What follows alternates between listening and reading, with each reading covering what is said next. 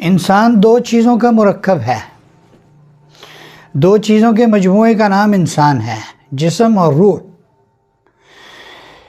انسان کے جسم کے اندر بھی کچھ بیماریاں ہیں، روح کے اندر بھی کچھ بیماریاں ہیں، یعنی دونوں چیزوں کے ساتھ بیماریاں متعلق ہیں، دونوں چیزوں کے متعلق بیماریاں ہیں، جسم کی بیماریاں، روح کی بیماریاں۔ روح کی بیماریاں عزیز دوستو زیادہ خطرناک ہیں، روح کی بیماریاں زیادہ تباہ کن ہیں۔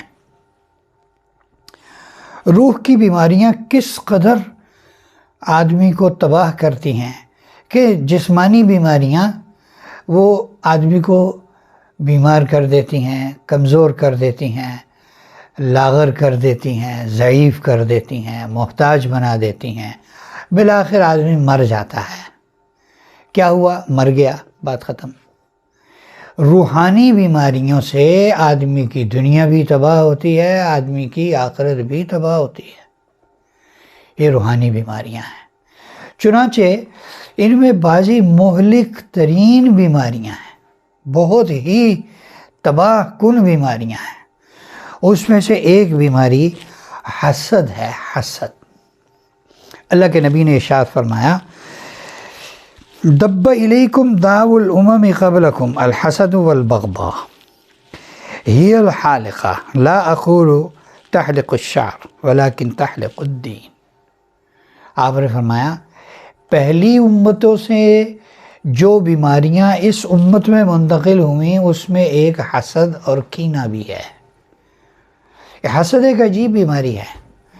حسد کی جو بیماری ہے اس کا حاصل کلام یہ ہے، اس کا مفہوم اور مطلب یہ ہے کہ آپ کو یا کسی کو اللہ کوئی نعمت دیں اور کوئی دوسرا اس پر حسد کرنا شروع کر دے، یعنی اس کو تکلیف ہونی شروع ہو جائے۔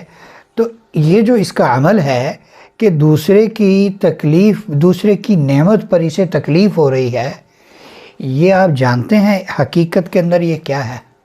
یہ اللہ کی تقسیم اور عطا پر اعتراض ہے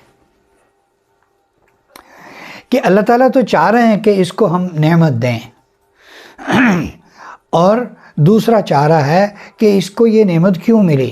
تو یہ اللہ کی تقسیم پر، اللہ کی عطا پر اعتراض ہے کہ اس کو اللہ تعالیٰ کا فلاں کو نعمت دینا برا لگ رہا ہے۔ تو آپ علیہ السلام نے فرمایا پہلی امتوں میں جو بیماریاں میری امت میں منتقل ہوئیں اس میں ایک بیماری حسد اور کینہ بھی ہے، اور فرمایا ہی الحالقہ، یہ مونڈ دینے والی ہے، ختم کر دینے والی، نام و نشان ختم کر دینے والی۔ آپ نے آگے وضاحت فرمائی کہ یہ مونڈ دینے والی بالوں کو مونڈ دینے والی نہیں ہے، بلکہ یہ دین کو مونڈ دینے والی۔ جس طرح اس طرح سر پر پھیریں تو سر کے سارے بال ختم، بالکل خالی میدان نظر آتا ہے، اسی طرح حسد اور کینہ دل کے اندر آ جائے تو یہ دین کو ایسے ختم کر دیتا ہے جیسا اس طرح سر سے بالوں کو ختم کر دیتا ہے۔ اللہ تعالی ہمیں اس مہلک مرض سے محفوظ فرمائے۔